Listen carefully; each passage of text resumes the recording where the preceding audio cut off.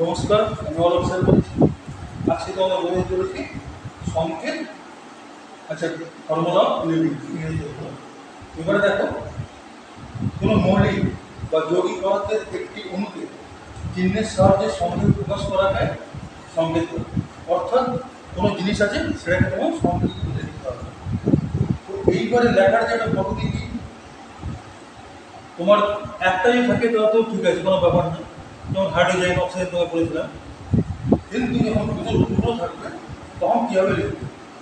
যদি ধাতু এবং অধাতু থাকে তাহলে প্রথমে ধাতুটা থাকবে, যেমন ম্যাঙ্গানিজ আর অক্সিজেন, MnO2। তো এটা ধাতু, এটা অধাতু, তাহলে MnO2। কিন্তু এটা অদ্ভুত ব্যাপার, হাইড্রোজেনকে দুষ্টমূলক বলে।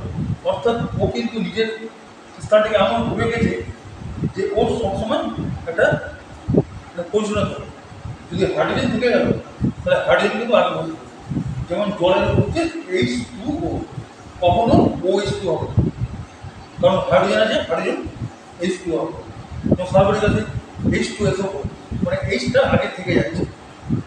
তাহলে এইবারে দেখো ব্যাপারটা হচ্ছে কি, তুমি যদি H2 থেকে কী কী জানা যায়, তো অনেক কিছু আছে, মোটামুটি তোমার জানতে হয় গড়পড়ি জল।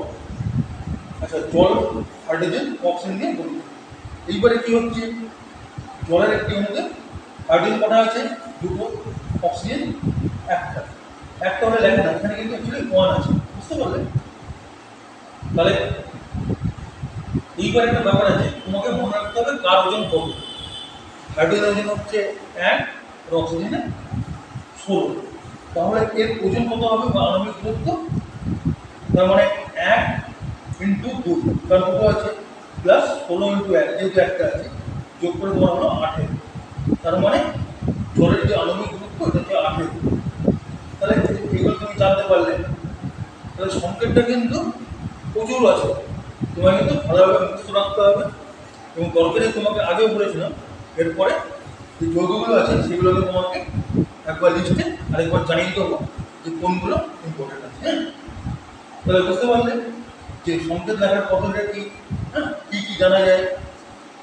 তোমরা কিন্তু এগুলোকে ভালোভাবে প্র্যাকটিস করে যাবে। আর আশা করি তোমরা বুঝতে পেরেছো। যদি কিছু বুঝতে না পারো কমেন্টের মাধ্যমে জানাবে, আমি তোমাদেরকে যতক্ষণ পারবো জানিয়ে দেবো। ঠিক আছে? তাহলে কিন্তু এইটা তোমরা ভালোভাবে বুঝে নিও। এটা কিন্তু একটা কেমিস্ট্রি, একটা ইম্পর্টেন্ট সাবজেক্ট। কেমিস্ট্রি হতে গেলে তোমাকে এটা পড়তেই হবে, বুঝতে পেরেছো? কেমিস্ট্রিতে এই বিক্রিয়া আর সংকেত এগুলো কিন্তু ভালোভাবে তোমাকে শিখতে হবে। তাহলে তোমরা কিন্তু আরও প্র্যাকটিস করো। ঠিক আছে? আজ এই